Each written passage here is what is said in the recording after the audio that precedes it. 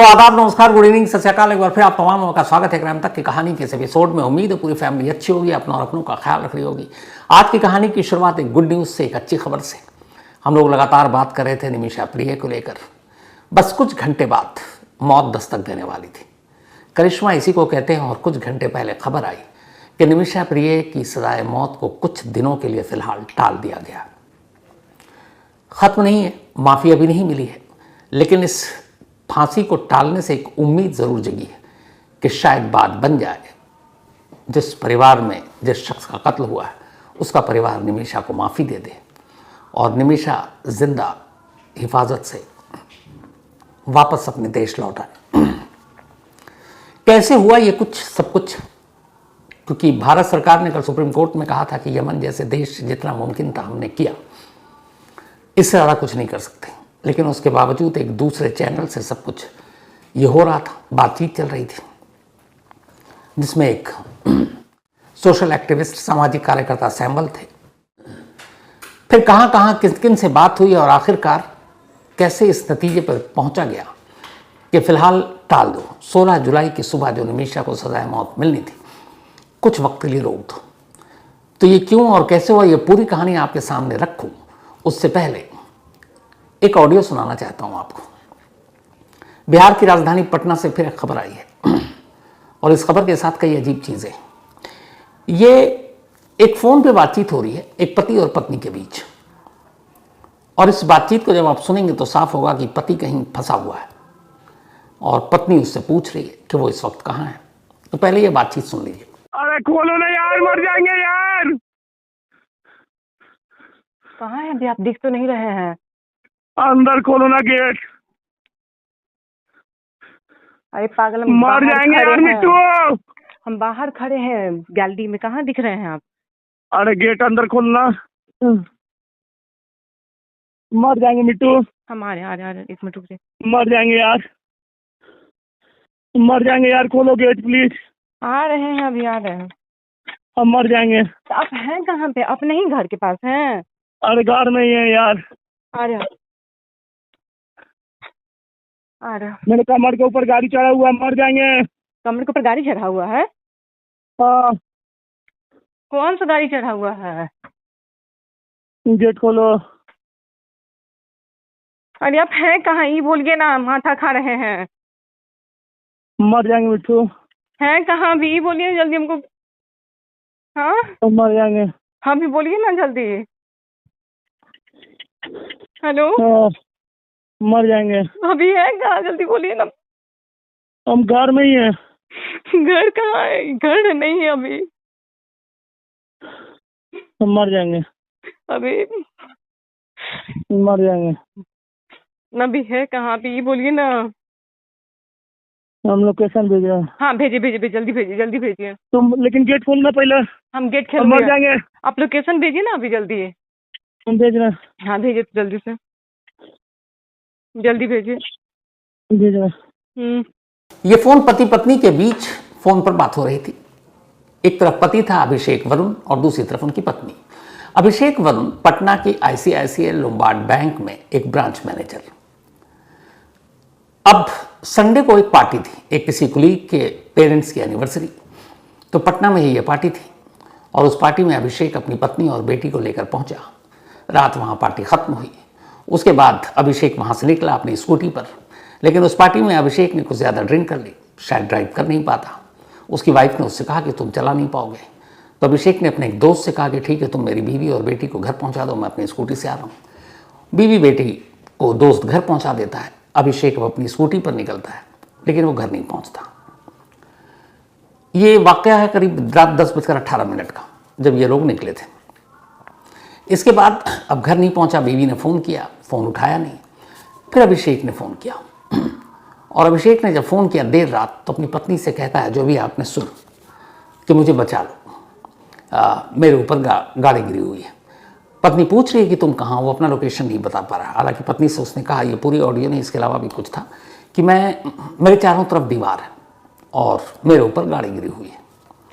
इसके बाद phone cut जाता है। बीवी कई बार फ़ोन मिलाती है, फ़ोन अब स्विच ऑफ हो जाता है। पत्नी परेशान।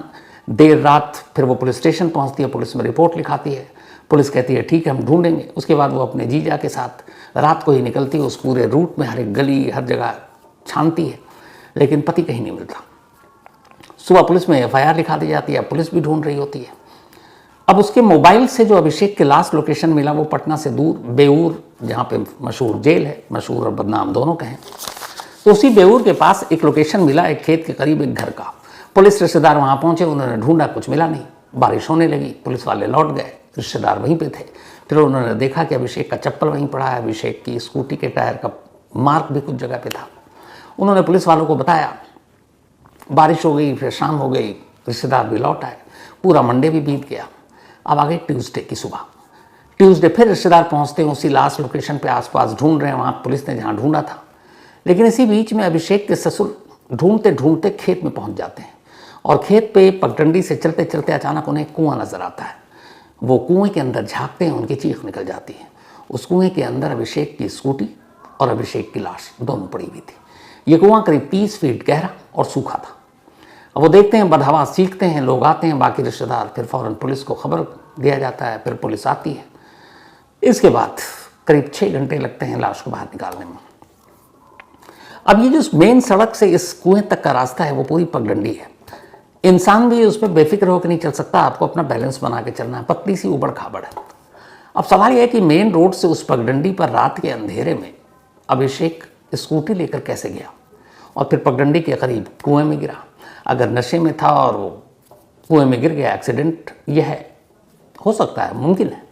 लेकिन एक चीज़ गले नहीं उतर रही है कि जो पगडंडी दिन के उजाले में, हमारे खुद रिपोर्टर ने स्कूटी चलाने की कोशिश की, नहीं चल पा रहा, उबड़ खाबड़ और ज़्यादा चौड़ी भी नहीं है, तो दिन के उजाले में चलाना मुश्किल हो रहा है। रात के अंधेरे में एक शख्स जिसने ड्रिंक कर रखा है और अंधेरा है और वो स्कूटी लेकर उस पगडंडी पे जो सड़क से काफ़ी दूर है वहाँ जाता है और उसके बाद सुबह उसकी डेड बॉडी और स्कूटी दोनों कुएं के अंदर।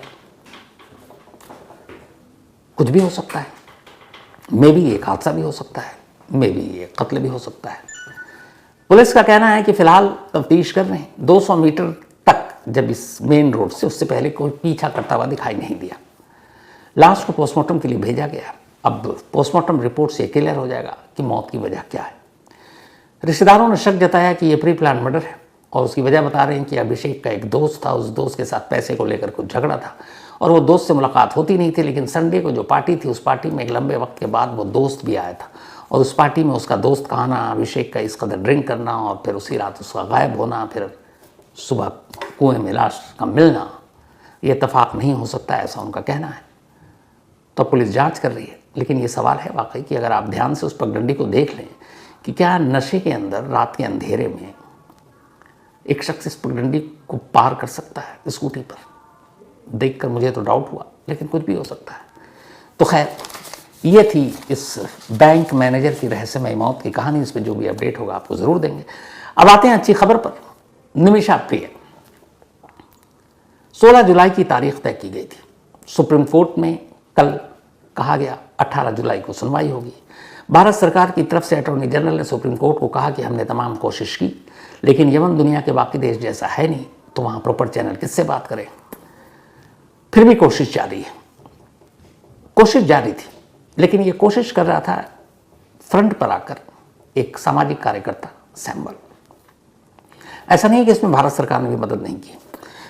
हमारी जो देश की एम्बेसी है दुनिया भर के देशों में, तो वहाँ पे बहुत सारी जो काम होते हैं, तो उसमें ये भी है कि हमारे इंडियन जो हैं फंसे हुए हैं किसी क्राइम में, किसी को सजाए मौत मिली तो उनको बचाना भी फ़र्ज़ होता है और उसके लिए ये भी होता है कि अगर ज़रूरत पड़े तो ब्लड मनी। लेकिन सरकार ब्लड मनी के लिए कोई फ़ंड तो रखती नहीं है और ब्लड मनी देना शायद पॉलिसी के भी ख़िलाफ़ है।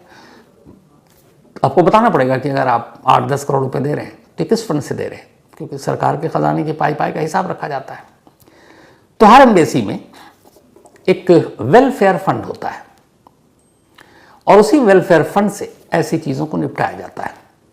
रिकॉर्ड पर नहीं होता कि आप ब्लड मनी के लिए दे रहे हैं, किसी की जान बचाने के लिए दे रहे हैं। वेलफेयर फंड मतलब विदेश में रह रहे भारतीयों के कल्याण के लिए एक फंड जिसका इस्तेमाल किसी भी सूरत में हो सकता है। तो इसीलिए वेलफेयर फंड के जरिए ऐसे केसेस में मदद की जाती है उन भारतीयों की जो बाहर में किसी न किसी जुर्म में या इस तरह की चीज़ों में फंस गए। लेकिन यमन की कहानी दूसरी थी। वहाँ अपनी एम्बेसी है नहीं, मैंने आपको पहले भी बताया। वहाँ पे हूती विद्रोहियों का कब्जा है। ख़ासतौर पर उस यमन की राजधानी सना में, जिस सना के अंदर सना सेंट्रल जेल है और जहाँ निमिषा पिछले 8 सालों से बंद है और जहाँ कल सुबह फांसी होनी थी। तो अब सारे प्रॉपर चैनल से बंद हो गया, एम्बेसी भी नहीं, सऊदी अरब के एम्बेसडर से देख रहे थे क्या किया जाए। सैमुअल इस कोशिश में लगे हुए थे।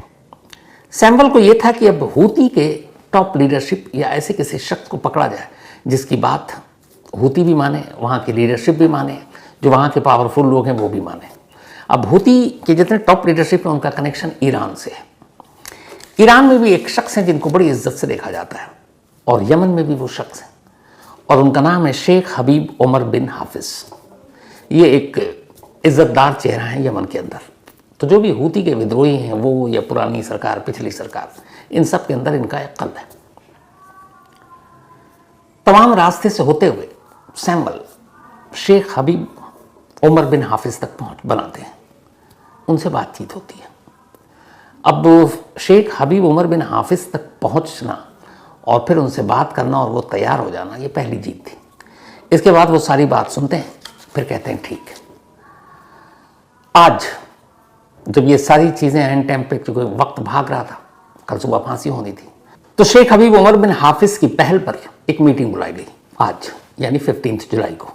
ये मीटिंग बुलाई गई धामर यमन में, और ये सना से जहाँ फांसी होनी थी कल सुबह, उससे करीब 100 किलोमीटर दूर है। इस मीटिंग में कुछ खास लोगों को बुलाया गया जिनके बीच में एक समझौता होना था। उसमें सैमुअल थे जो खासतौर पर निमिषा की फैमिली की तरफ से बातचीत कर रहे थे। इसके अलावा इसमें विक्टिम की फैमिली थी जिस शख्स का कत्ल हुआ और जिसके इल्ज़ाम में निमिषा को सजाए मौत मिली। अब विक्टिम की जो फैमिली थी वो सना से, जहाँ पर जो राजधानी और सेंट्रल जेल है, करीब 230 किलोमीटर दूरी पर है और वहाँ पे थी, तो वो भी धामर पहुँचे। इसके अलावा हदिया स्टेट है एक यमन में, उसके चीफ जस्टिस को बुलाया गया कि वो इन बातचीत के गवाह बने, और साथ ही यमन के शूरा के मेंबर जो होते हैं, चूँकि शरिया लॉ है वहाँ से, तो उसके कुछ मेंबर में से एक मेंबर को कहा गया कि आप शूरा की नुमाइंदगी करें। तो मेंबर ऑफ यमनी शूरा में से भी एक पहुँचे। ये सारे लोग बैठे एक साथ। अब इसके बाद बातचीत शुरू हुई। बातचीत पहले भी परिवार के साथ हुई थी कि आप माफ़ कर दें, क्योंकि माफ़ी लेंगे तभी ब्लड मनी की बात होगी, पर परिवार ने ना इनकार किया था ना इकरार किया था, कभी माने ही नहीं थे। लेकिन पहली बार ऐसा हुआ कि अभी तक जो बातचीत हो रही थी वो भाई से हो रही थी। जिस शख्स का कत्ल हुआ, यानी कि मेहदी आब्दो, तलाल आब्दो मेहदी, उसके भाई से हो रही थी। पहली बार मेहदी की माँ भी इसमें इन्वॉल्व हुई और मेहदी की माँ से भी बातचीत की गई। मेहदी की माँ को सारी बातें बताई गई। हालांकि ये भी कहा गया कि दोनों कोर्ट, प्रेसिडेंट ऑफ यमन, सबने माफ़ी देने से मना कर रखा है और ख़ुद कन्फेस कर रखा था एक कोर्ट में, तो वो सारी चीज़ें सामने रखेंगी। लेकिन ये कहानी भी बताई गई कि ये सारे सिचुएशन क्यों पैदा हुई, ये कत्ल क्यों हुआ। उसकी वजह ये थी कि एक लड़की जो अनजान देश में यमन में पहुंची है अपनी एक ज़िंदगी को संवारने के लिए, नर्स की नौकरी करने के लिए, और यमन का एक नागरिक जिस पर उसने भरोसा किया, उसको बिजनेस पार्टनर बनाया, वो उसके पैसों को लूटने लगा, गबन करने लगा, धोखा देने लगा और साथ ही उस पर बुरी नज़र रखने लगा। और इंटेंशन ये था कि उससे सिर्फ अपना पासपोर्ट लेना था बेहोश करके, लेकिन वो बेहोशी की दवा ओवरडोज हो गई। तो जानबूझकर ये कत्ल नहीं हुआ, गुनाह है, जुर्म है, लेकिन इंटेंशन मारने का नहीं था। तो जब ये सारी बातचीत हुई और फिर ये हुआ कि हम ब्लड मनी भी देने को तैयार हैं, तो फाइनली ये तो नहीं हुआ कि ब्लड मनी देंगे या माफ़ी देंगे, फैमिली ने ये अभी तक नहीं कहा। लेकिन जब ये सारे नुमाइंदे बैठे थे और चूँकि शेख हबीब उमर बिन हाफिज़ की पहल पर ये हुआ, तो फिर ये तय हुआ कि देखिए अगर बातचीत बनती है तो फिर कोई हल निकलेगा, लेकिन वक्त कम है, क्योंकि कुछ घंटे बाद सुबह सजाए मौत मिल जाएगी, तो उसके बाद ऐसी बातचीत का तो फ़ायदा नहीं है। तो फिर एक राय बनी। वो राय ये कि ठीक है, ये बातचीत जारी रहेगी जिसमें अलग अलग लोग शामिल होंगे, तब तक जब तक कि ये बातचीत किसी नतीजे पर नहीं पहुंच जाती, तब तक इस फांसी को रोकने के लिए हुक्म दे दें। अब चूंकि जब शेख हबीब जैसे लोग खुद इन्वॉल्व हैं और जो हूती विद्रोही हैं वो सब इनको मानते हैं, तो ये हुआ कि ठीक है, कुछ वक्त की मोहलत दी जाए, समझौता हो गया तो ठीक, नहीं होता है तो फिर जो अदालत का हुक्म वो आगे पूरा होगा। इसी के बाद फिर ये हुआ कि कुछ वक्त के लिए फांसी टाल दी जाए और कल कम से कम सजाए मौत न दी जाए। परिवार वालों को इस पर कोई एतराज़ नहीं था। जब परिवार की रजामंदी हो गई कि ठीक है, हम बातचीत को तैयार हैं भी और कल की फांसी टालने पे हमें कोई एतराज़ नहीं है, अगर परिवार अड़ जाता कि नहीं गलत है, तो शायद ये मोहलत नहीं मिलती। लेकिन परिवार राज़ी हो गई, बाकी के लोग फिर राज़ी हुए, फिर समझौता हुआ कि जब तक ये फाइनल बातचीत नहीं होती माफ़ीनामा या ब्लड मनी की, तब तक इस मौत पर रोक लगा दी जाए। और इसके बाद जेल तक ये खबर पहुंची, और जेल तक जब ये खबर पहुंची उसके बाद फिर ये ऐलान हुआ कि कल 16 जुलाई की सुबह निमिषा प्रिया की जो मौत की तारीख तय की गई थी वो अगले कुछ वक्त के लिए टाल दी गई है। अब कुछ वक्त, कितना वक्त ये अभी क्लियर नहीं हुआ, शायद कल परसों तक क्लियर हो जाए।